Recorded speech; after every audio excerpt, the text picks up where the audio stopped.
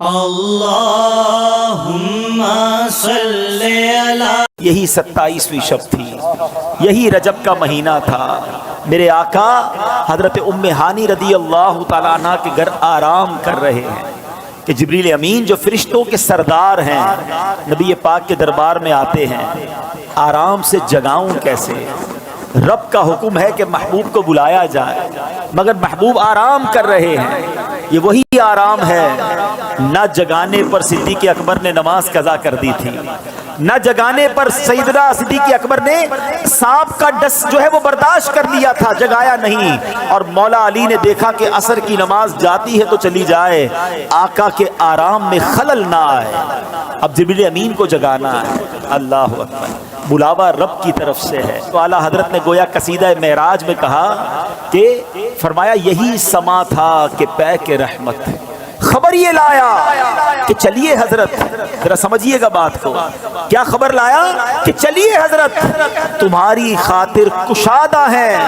کیا کشادہ ہیں؟ جو کلیم پر بند راستے تھے. نبی پاک کو حتیم میں لایا گیا. وہاں نبی پاک کے سینہ اقدس کو چیرا گیا اور اس میں نور کی برسات کی گئی، حکمتیں داخل کی گئی. پھر سینہ اقدس کو بند کر دیا گیا. آج لوگ کہتے ہیں سائنس نے بڑی ترقی کر لی ہے، اوپن ہارٹ سرجری ہوتی ہے. سنو، 1450 سال پہلے ایک بار نہیں، نبی پاک کی 4 بار اوپن ہارٹ سرجری ہوئی. مگر یہ کیسی سرجری تھی؟ نہ کوئی تکلیف ہے. آقا دیکھ رہے ہیں کہ دل کو باہر نکالا گیا ہے اور نبی پاک کے سامنے نور ڈالا جا رہا ہے. اللہ اکبر. یہ بھی نبی پاک کا معجزہ ہے. اور پھر وہ سفر شروع ہوتا ہے. اب نبی پاک مکہ پاک سے بیت المقدس جاتے ہیں. سبحان اللہ. بیت المقدس کا سفر یہ براق پر کیا جاتا ہے. نبی پاک علیہ الصلوۃ والسلام اب پہنچتے ہیں اس جگہ پر جسے ہم بیت المقدس کہتے ہیں. بیت المقدس ویسے بھی دیکھنے کی بڑی تمنا ہے، لیکن جب سے یہ پڑھا ہے اور جب پڑھتے ہیں ایک دل میں عجب تمنا جاگ اٹھتی ہے. ذرا سوچو تو صحیح کہ کائنات میں ایسی نماز نہ اس سے پہلے ہوئی نہ اس کے بعد ہوگی. جب اس کائنات کے سب سے بہترین افراد یعنی انبیاء کرام کم و بیش 1,24,000 آل ٹوگیدر ونس ٹائم ایک ہی وقت میں وہ بیت المقدس میں موجود ہیں. صفے تیار ہیں، مؤذن فرشتے ہیں، اقامت دینے والے جبریل امین ہیں. اور اب جبریل امین نے عرض کیا حضور اب آپ امامت فرمائیے.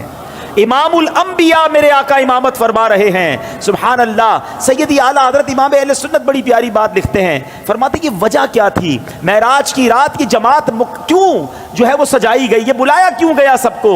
سبحان اللہ. رہتی دنیا کو یہ بتانا تھا.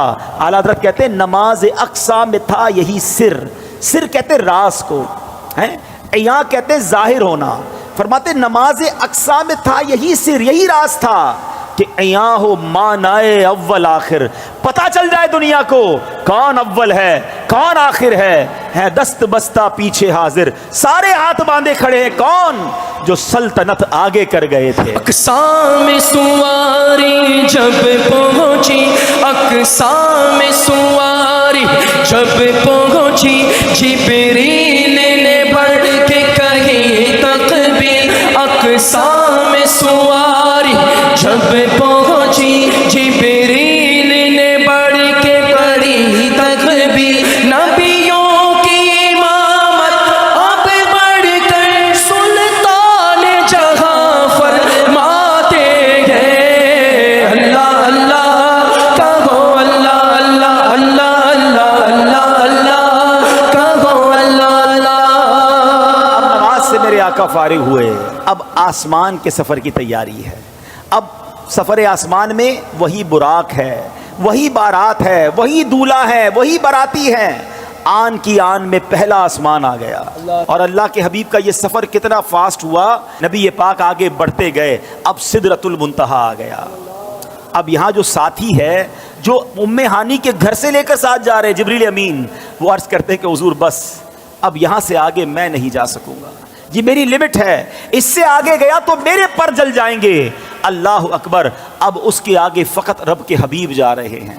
یہ وہ مقام ہے کہ جبریل امین بھی پیچھے رہ گئے. اللہ اکبر. اب جناب نبی پاک علیہ الصلوۃ والسلام جب آگے جاتے ہیں، جبریل ٹھہر کر سدرا پر بولے جو بڑے ہم ایک قدم، جل جائیں گے سارے بالوں پر اب ہم تو یہیں رہ جاتے ہیں۔ جبریل ٹھہر کر سدرا پر بولے جو بڑے ہم ایک قدم چل جائیں گے سارے بالوں پر، اب ہم تو یہی رہ جاتے ہیں۔ اللہ اللہ کہو، اللہ اللہ اللہ اللہ اللہ اللہ کہو، اللہ اللہ۔ نبی پاک کا جو اگلا سفر ہے نا، اس کے بارے میں کوئی کچھ نہیں بتا سکتا کہ وہاں کیا ہوا، کتنی دیر دیدار ہوا، اللہ نے اپنے حبیب کو کیا دیا، حبیب پاک نے کیا لیا۔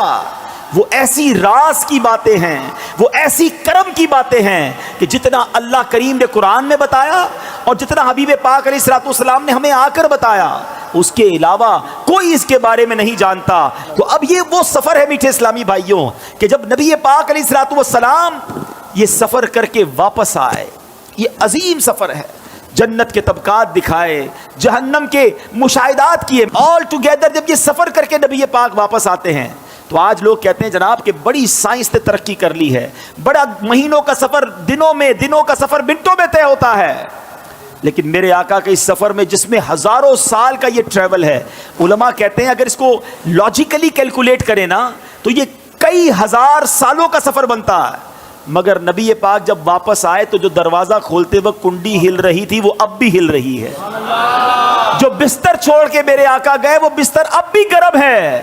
آقا نے وضو کیا تھا، ہم وضو کرتے زمین پر پانی بہتا ہے، راوی لکھتے نبی پاک آئے وہ پانی ابھی بھی بہ رہا تھا۔ تو ہو سکتا ہے آج کا یہ ماڈرن دور کوئی ماڈرن نوجوان آ کر کہے، سائنسدان آ کر کہے کہ جناب اب تو سائنس نے اتنی ترقی کر لی، تمہارے نبی تو اونٹوں اور گھوڑوں پر سفر کرتے تھے، آج ہم جناب چاند پر پہنچ گئے، مریخ پر پہنچ گئے، بڑا راکٹوں کا زمانہ آ گیا ہے، سپر سونک ایئر کرافٹ بن رہے ہیں، آواز کی رفتار سے زیادہ تیز طیارے بن گئے۔ بتاؤ کیا اسلام میں تمہارے نبی کے پاس کوئی ایسا معجزہ ہے جو آج کی سائنس کو جواب دے سکے؟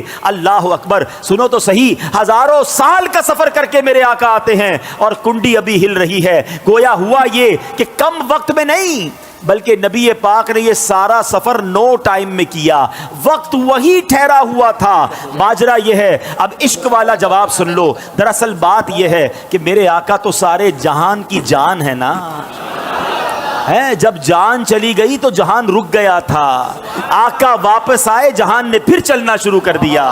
اعلیٰ حضرت کہتے ہیں نا وہ جو نہ تھے تو کچھ نہ تھا، وہ جو نہ ہو تو کچھ نہ ہو، جان ہے وہ جہان کی، جان